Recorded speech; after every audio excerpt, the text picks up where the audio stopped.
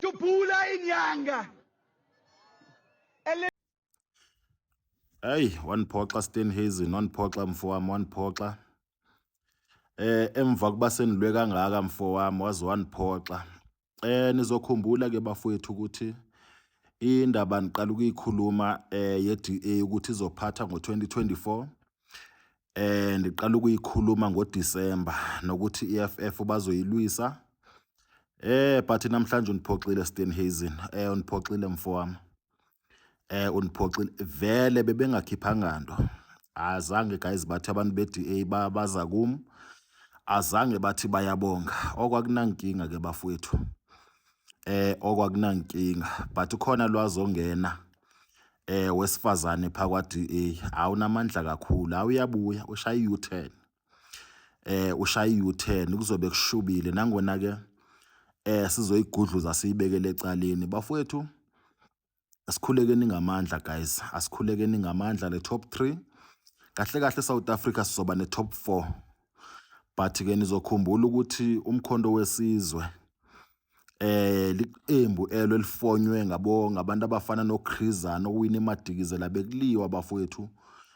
Kusho ukuthi liqembu ngamasosha afonyiweyo ukuthi kumele ukuthi ba defend iANC, kumele ukuthi ba defend abantu abamnyama, kumele ukuthi balwe all by means. Xa kumele balwe ngencwadi bayala, xa kumele balwe whatever bafowethu. So ngumkhondo wesizwe. But ke kuno live enzobe ndinanzo ubamba nje straight kwa YouTube lo live lo. Lo live nzobamba kwa YouTube Dr Simba TV. La khona nizokhuluma ngeMK. Ndizonibonisa ezinye izinto. Nezinto MK futhi ezozenza. Asikisa. Nezinto MK ezozenza nengeke izenze. Nzobe ndizikhuluma. Ndiyathanda ukukhuluma izinto before senzeka bafowethu.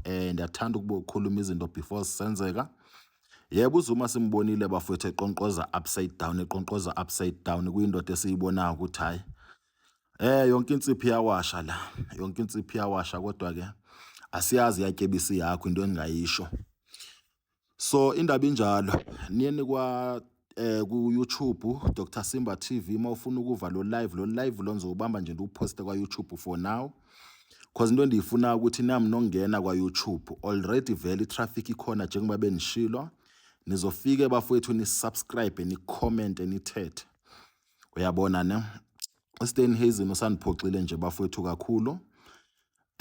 But lo wesifazane lwazongena hayi ndiyanitshela bafowethu hayi ndiyanitshela uvutha umlilo. Ndiyanitshela ukuthi uvutha umlilo bafowethu ayindaba okudlana. iEFF nchilo na ndathi mayize kum. iEFF ndishilo ndathi mayize. Khiphe isiprofeto ngoDisemba ndathetha ukuthi iEFF bazoyilwisa. First time since ever kunama election kaRamaphosa kunama election kaZuma kunama election kabani. First time iEFF beyilwisa physical. And it might be a last time because I'm telling you iEFF akuyonsangwa ibhenywa bafowethu. So it might be last time iEFF ukuthi siyibone senzeka lento lena. So okwakunankinga ke bafowethu okweDA ndishilo ukuthi akunamuntu ozothulisa iDA. Njengamanje uStenhazen uvele wayithathwa ibuyisela kwiDark ngoba nchilo ukuthi iDA izophatha but kunama chances no ukuthi eminye imibutho iphathe. uNkulunkulu usithanda sonke but esithanda sonke uNkulunkulu kusho ukuthi abantu abathile zikhona ifavor abenzela zona singakusho kwa bafowethu. Sibonile uZuma enokhe kwiminyango emininzi engena upside down and usaqhubeka uyangena okunya kuveza okunya kakuvezi. Sizobe sino live njengonitshoyo bafowethu. Iphinde nje indaba ye live ya ku YouTube ozobe indumezulu.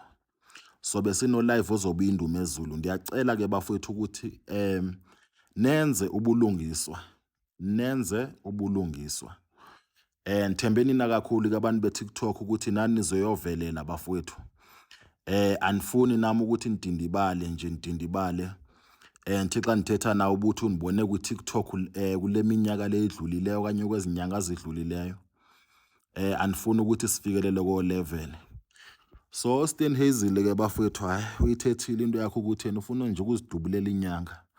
Hayi so besifaka ama-bulletproof Steenhazel, ilizwe lingenabaprofethi, lilizwe lifileyo. So besifaka ama-bulletproof, lishilo nathi i-DA mayize, ndasho ukuthi MK mayize, ndasho ukuthi ANC.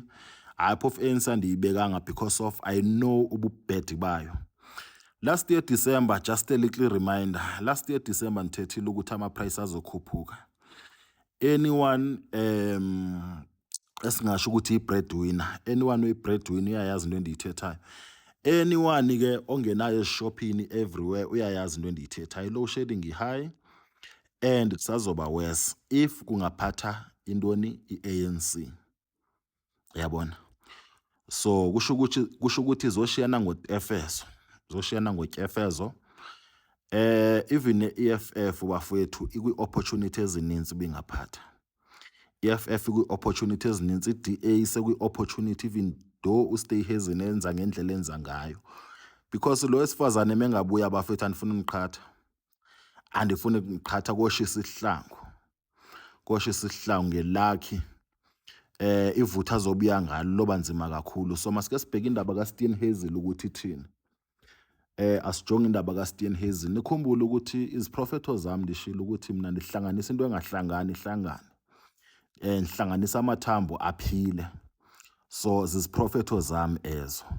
So andithethi into beyivele izokwenzeka. Ebeyivele izokwenzeka ndiyakwazi ukuyithetha but andithandi ukuthetha zona. Andithandi ukuthetha zona. MK opportunity siyazibona but ke namhlanje sobe sibreaka omnye ice ke namhlanje. Sibuilda ngendlela esibuilda ngayo. MK there's nothing that much ephetheyo. But ngizonitshela mina ukuthi into eziphetheyo ngeziphi but ke ama MK nawo angajabula thini kodwa lo wesifazane mengangena I'm telling you bafowethu, I'm telling you andikajongi nix yena indaba ye-DA kwamanje. Ndigcine ukuyijonga last year December. Lo wesifazane nje mengathi uyangena ngoba yena ndiyamazi ukuthi uselayinini. Oko nje ndiyakwazi. So bafowethu niye ku Dr Simba TV ku YouTube. Nje menithola nje le video le uveluye because ulive engekho kudala nizowenza. Uzofika sowukhona pha ulive wakho ubukele wonke. Khona ukuva kahle ukuthi uthini uDr Simba. Uthini uDr Simba. Isizwe singenabaprofethi bafethu sifana nesifileyo.